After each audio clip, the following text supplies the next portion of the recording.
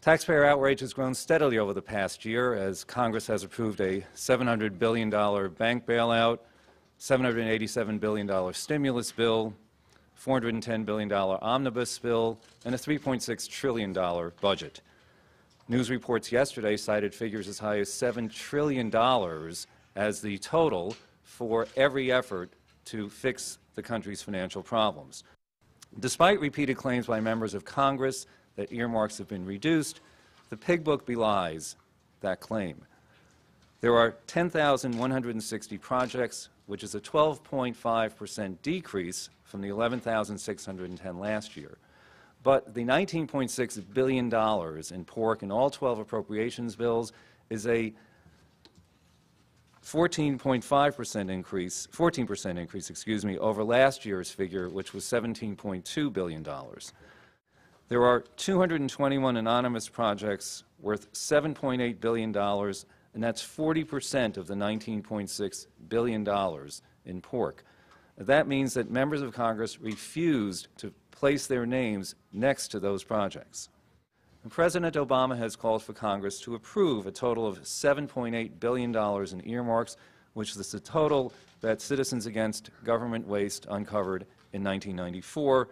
And ironically, it's equal to the cost of the anonymous earmarks in fiscal year 2009.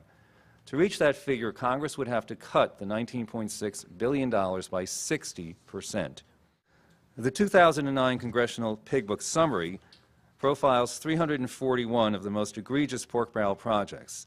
And this year we have reached a milestone. CAGW has now uncovered more than 100,000 projects and documented $290 billion in pork since we issued the first Pig Book in 1991.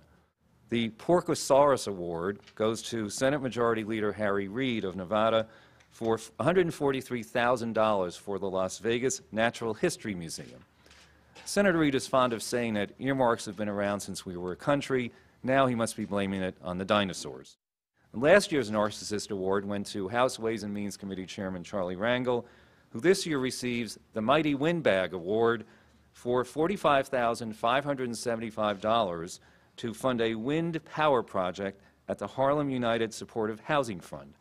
It's not clear how this money will either fix the housing problem or our energy needs. Now, the Water Taxi to Nowhere Award goes to former Congressman Chris Shays of Connecticut, $1.9 million for the Pleasure Beach Water Taxi Service Project. A bridge to this island, actually it's a beach, not an island, bridge burned down in 1996 and the local community has refused to replace it. The When Alternate Pigs Fly Award goes to the anonymous member or members of Congress who asked for $465 million for the Joint Strike Fighter alternate engine. This is one of 142 anonymous projects in the Defense Appropriations Bill and one of the most expensive and unnecessary.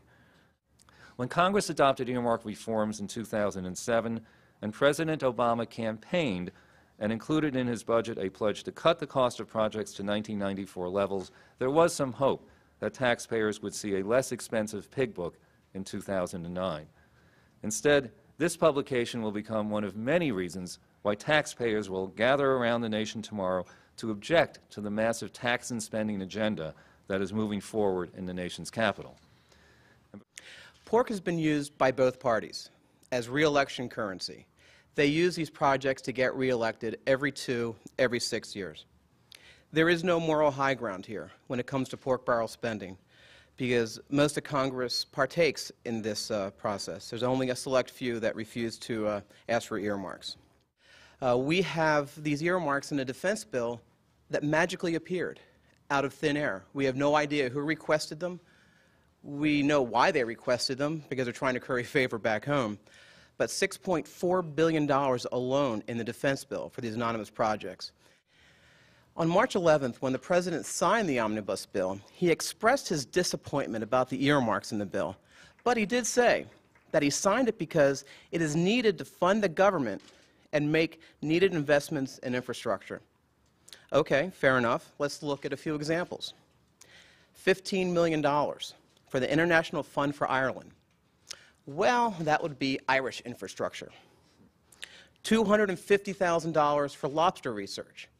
$200,000 for a tattoo removal program in California. If members of Congress cannot reduce earmarks, then people shouldn't have great expectations that they will reduce other forms of spending. We don't see a difference between a public, quote-unquote, earmark and a private one. They're all in violation of the regular budget process, and they should go through the agency review that already exists under Congress's authority. It's an interesting way to divide up money, because it's not a formula that has anything to do with what's good for the country or has some national significance. It's just the fact that they are in the majority and they can take these projects and stick them into their states and districts because they control the committees.